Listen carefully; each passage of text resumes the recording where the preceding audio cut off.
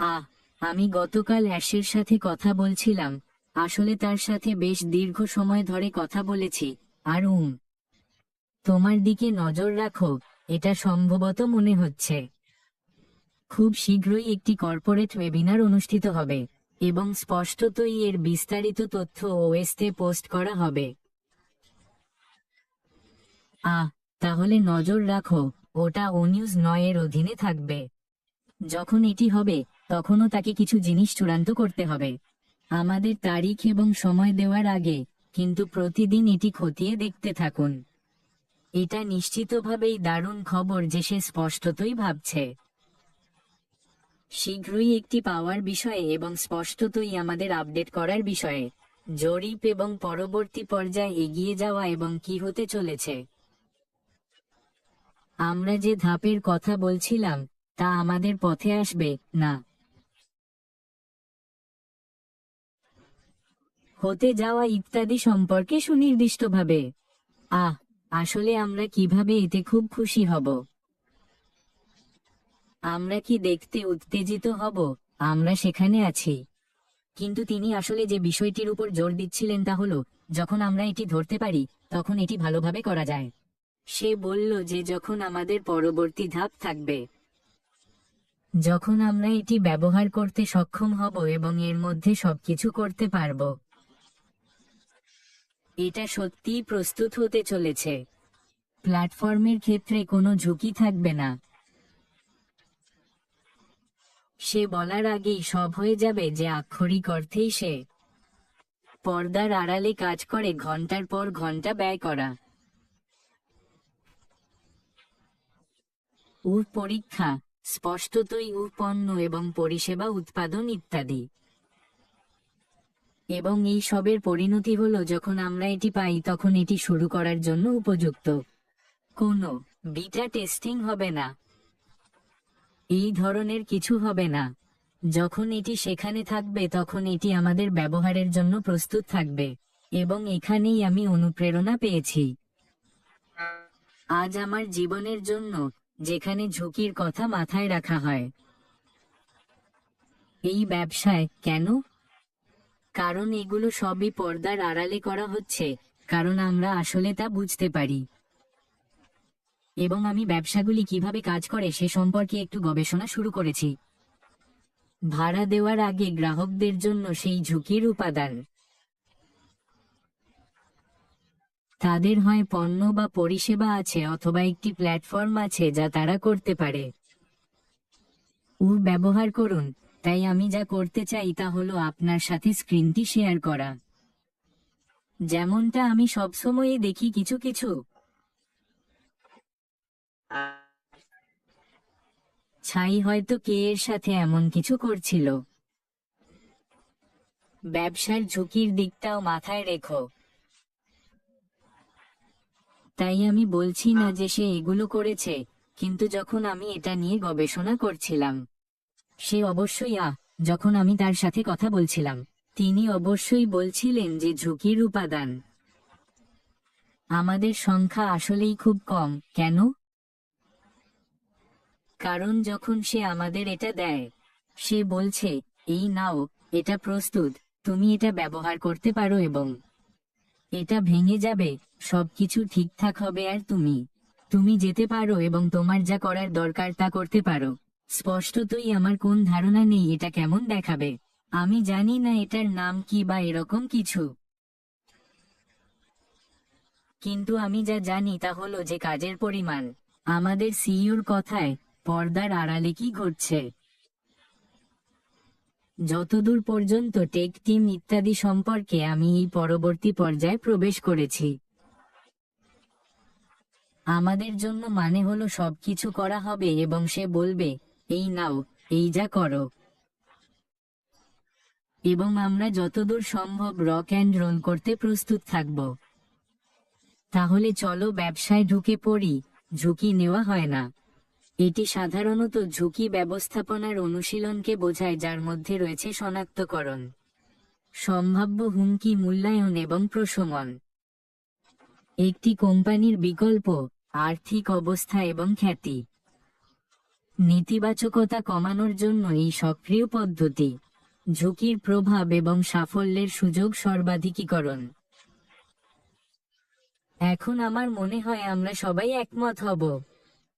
আমরা একটু অন্ধ হয়ে গেলাম এবং সেই রিস্কের কিছু অংশ আগে ব্যবস্থাপনার বিষয়টি তেমনভাবে বিবেচনা করা হতো না, কিন্তু এখন আমরা অনেক বেশি। ড্যানিয়েল লি, তোমার সুপার স্টিকারের জন্য অনেক ধন্যবাদ। এটা তোমার খুব ভালো দিক, আমরাও তাই। আমরা অনেক বেশি জ্ঞানী, তাই না? আমরা অনেক বেশি জ্ঞানী। আমরা অবশ্যই অনেক কিছু শিখেছি। কি হচ্ছে?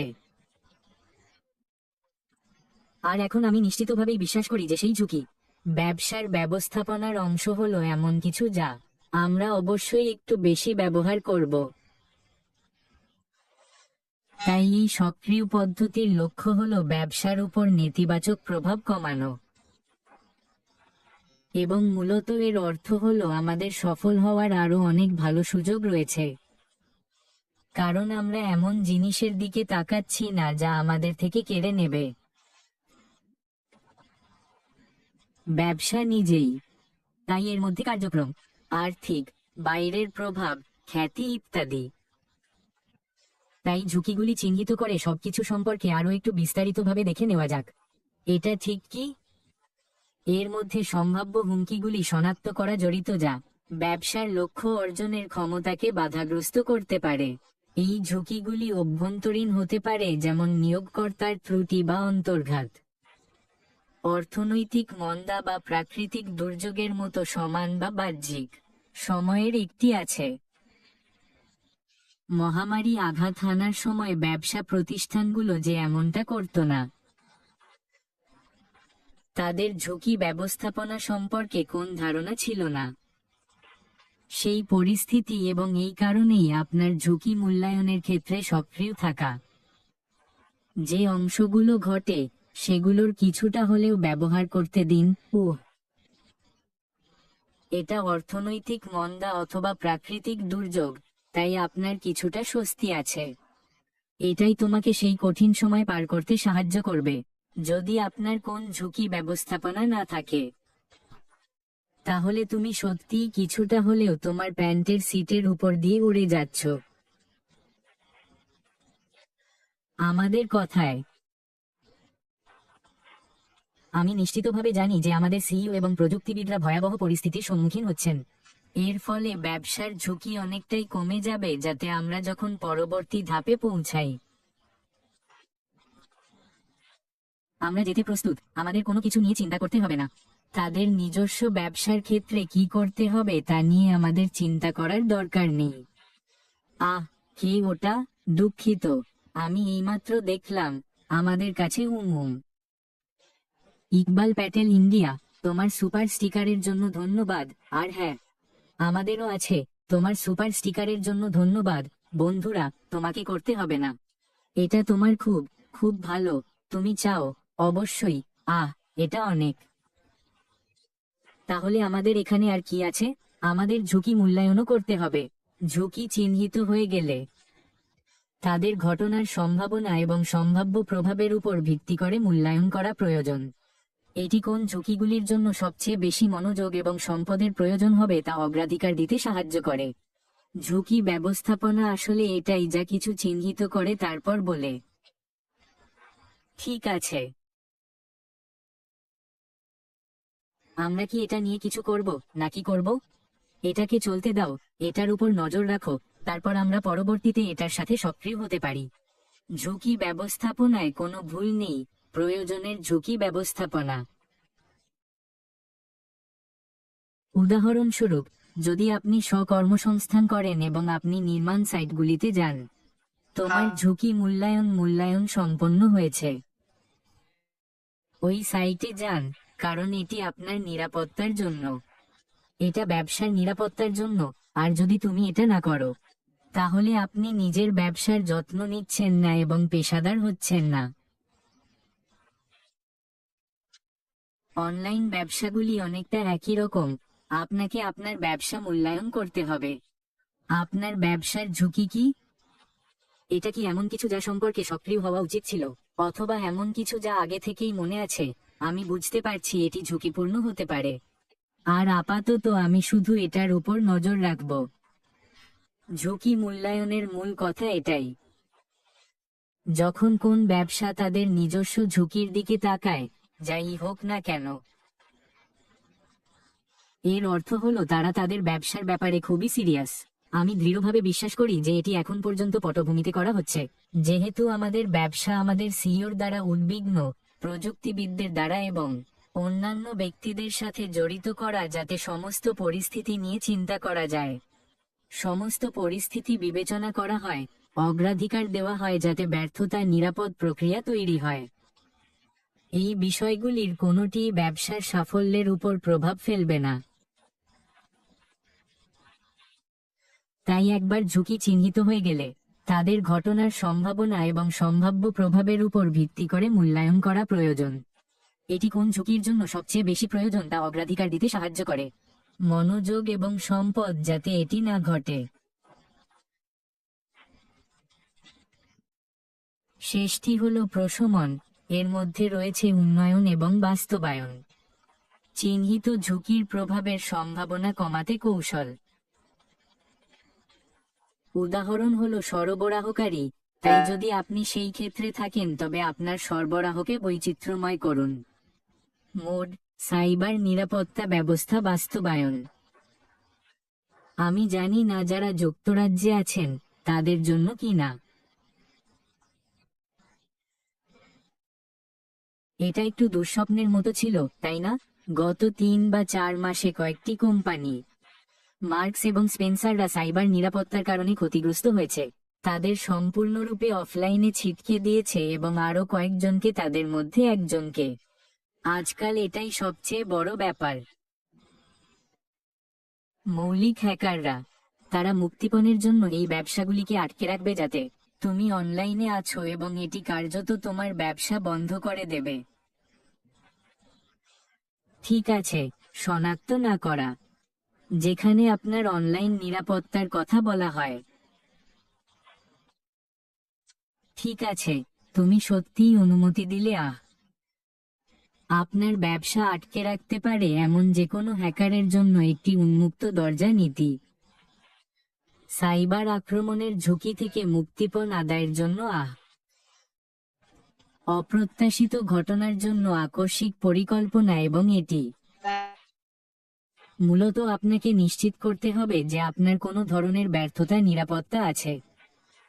ফান্ড অথবা আপনার নিজের ব্যবসার মধ্যে যা কিছু আছে, যাতে যদি এমন কিছু ঘটে যা আপনি করেননি, আমি নিশ্চিত যে সিইও এটি বুঝতে পারবেন। আমি নিশ্চিত যে, কারণ সে ঘটে যাওয়া ঘটনা থেকে অনেক কিছু শিখেছে। তাকে আগেই জানিয়েছিলাম যে তার ঝুঁকি ব্যবস্থাপনা এখন এগিয়ে চলেছে। আমাদের নতুন ব্যবসার জন্য অনেক ভালো হবে, যেটির দিকে আমরা এগিয়ে যাচ্ছি। এই কারণেই যখন সে আমাকে এই পরবর্তী পর্বের সৌন্দর্য সম্পর্কে বলল, পড়া হলো যখন আমরা এটা তোমাকে দেব এবং এইটুকুই তুমি যাওয়া ভালো। এতে কোন ঝুঁকি নেই। আমরা আপনাকে এমন কিছু দিচ্ছি যা কাজ করে এবং আপনার অর্থ উপার্জন করবে, কারণ আমরা জানি সবকিছু পিছনে করা হয়েছে। দৃশ্যগুলো যাতে তুমি সরাসরি শুরু করতে পারো। আমার কানে গান, এর মানে হলো যে কোনো পরীক্ষার সময়কাল থাকবে না। এর মানে হলো যে কোনো বিটা পরীক্ষা বা এই জাতীয় কিছু হবে না। যখন আমাদের সবুজ সংকেত দেওয়া হবে, যখন আমাদের এই পরবর্তী ধাপ সম্পর্কে সবকিছু বলা হবে, যখন আমরা এটি হাতে পাই, তখন এটি সত্যিই সবুজ সংকেত। তাহলে এটা একেবারেই দারুণ খবর। তাই মূলত ঝুঁকি ব্যবস্থাপনা একটি গুরুত্বপূর্ণ দিক। ব্যবসায়িক কার্যক্রমের এমন রূপ যা কোম্পানিগুলিকে চ্যালেঞ্জ মোকাবেলা করতে সক্ষম করে। তাদের সম্পদ রক্ষা করুন এবং তাদের লক্ষ্য অর্জন করুন। ব্যবসায়ের প্রতি আস্থা রাখুন যাতে আপনি যা কিছু করেন তা করে ফেলেন। সম্ভবত যে কোনো ঝুঁকি কমাতে পারে, সেটা অভ্যন্তরীণ হোক, বহিরাগত হোক, সরবরাহ শৃঙ্খল হোক, সেটা প্রাকৃতিক দুর্যোগ হোক বা এমন কিছু যা সম্পর্কে আপনি জানতেন না। আপনার ব্যবসার মধ্যে ঝুঁকি ব্যবস্থাপনা নীতি বাস্তবায়িত আছে। ক, এর অর্থ হলো আপনি সক্রিয়, কিন্তু খ, এর অর্থ হলো আপনি আপনার ব্যবসাকে গুরুত্ব সহকারে নিচ্ছেন। এবং এটাই এমন কিছু যা আমরা সকলেই দিনের শেষে চাই। আমরা এমন ব্যবসা চাই যা কার্যকরী। আমরা এমন একটি ব্যবসা চাই যা যা করবে বলে বলা হয়েছে তাই করবে। এবং আমি নিশ্চিতভাবে জানি যে আমি দেখতে পাচ্ছি যে এর পিছনে অত্যন্ত কঠোর পরিশ্রম করছে। পরবর্তী পর্যায়ে এগিয়ে যাওয়ার জন্য আমাদের সাথে এটি ঘটবে তা নিশ্চিত করার জন্য দৃশ্যগুলি। স্পষ্টতই এটি কি হতে চলেছে তার কোনো বিবরণ আমাদের কাছে নেই। স্পষ্টতই আমরা জানি না এর নাম কি হবে, এটি কিভাবে কাজ করবে এবং বাকি সবকিছু। কিন্তু যখন সে আমাকে আমাদের জন্য বলে যে আমাদের কোনো ঝুঁকি থাকবে না, কারণ আমরা সবকিছু পরীক্ষা করে দেখেছি, নিশ্চিত করেছি যে এটি কাজ করে। আমরা নিশ্চিত করেছি যে যখন আমরা তোমাদের সবুজ সংকেত দেব তখন তোমাদের জন্য এটি করা ভালো হবে।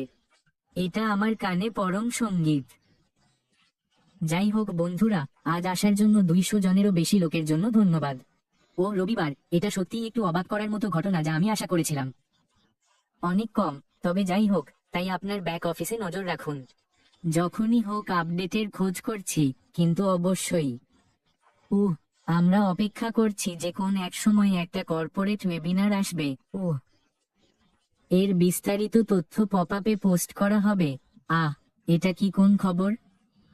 অথবা 9টা, অথবা অন্য কিছু হোক না কেন, এটা হবেই। ওই এলাকায় থাকি, তাই প্রতিদিন লগ ইন করি বন্ধুরা, আমি আবার আসবো।